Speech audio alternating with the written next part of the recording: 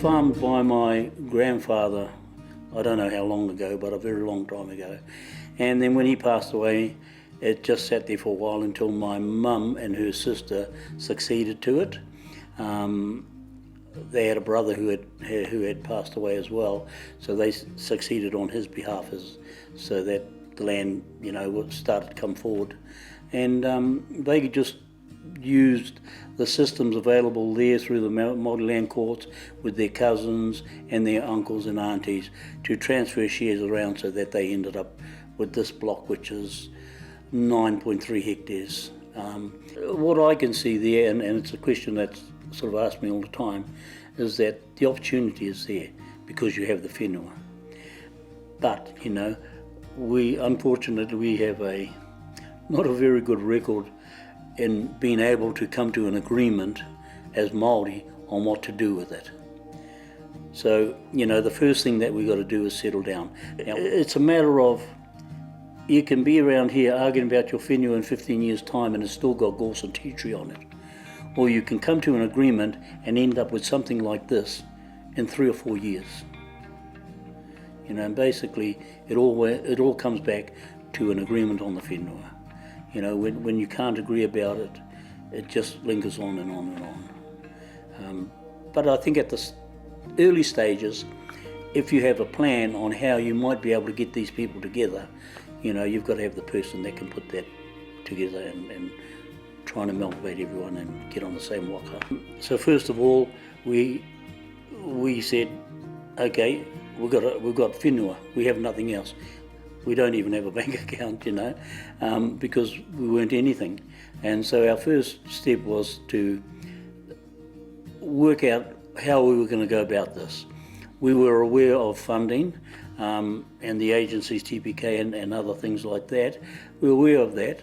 So the idea to find out how do we get there.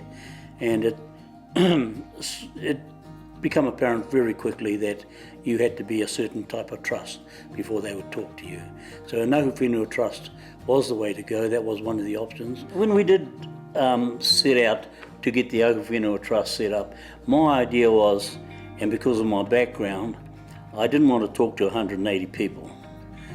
So my family, and like my mum's family, me and my siblings and our kids and our mokos, we had already had a whānau trust set up. So we succeeded to her shares into that trust. So I went and talked to my cousins and explained to them what we had done, and if that was an option they could follow. And they agreed with it. Now all I had, and the 2 brothers from my uncles, now all I had, instead of maybe 180 owners, we had 4 owners, the 2 whānau trusts and the 2 brothers. So that it didn't single out a lot of people, it just made it better for us to work with. We still listened to what beneficiaries are saying. We had a lot of input from there that we considered as we went along. So it just had to help us to make decisions quicker. It helped us that we didn't have to have meetings all the time with big crowds. It just meant that I had to deal with, because I was leading the project by then, I had to deal with just my trustees. But whānaus are big, and even in a whānau of 200 people, there's got to be 2 people in there that can lead.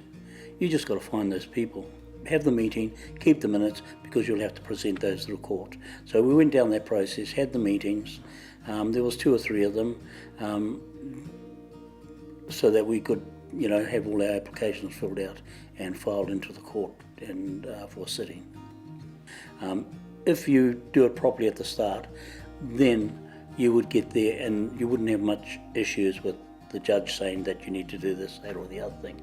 Sometimes you can go there and the judge doesn't like anything he sees, so you just got to go away and start again. When I turned up at Te Punikokiri and started talking with them, showing them all our trust deeds and everything like that, there was a little bit more stuff to do as far as the trustees were concerned, but basically we had a foot in the door, so people would sit down and listen to us now. as you can understand as Māori, you know, you had a lot of people right at the start scratching their head and saying, oh, I don't know about this, you know, can it happen, you know? And then as they saw the process going past, and then when I finally got an answer back from TPK, Te Puni that they would be funding us, and I showed the whānau the letter, then all of a sudden everyone, you know, that was the best time for me. When everyone realised it was going to happen. It hadn't happened, it was a long way from happening, but to get everyone on board before we'd even dug any ground up, that was pretty good. I wanted people to know, with their government ministers, government agencies, that us as Māori, we can bring something to like this, we can achieve something like this, like any other developer. You know, you don't have to be a developer. But as Māori, doing a papakainga, we can. You know, and that's, to me, that's a big thing, is that people don't trust us, people don't believe in us, and I had to show them this is what we can achieve as Māori.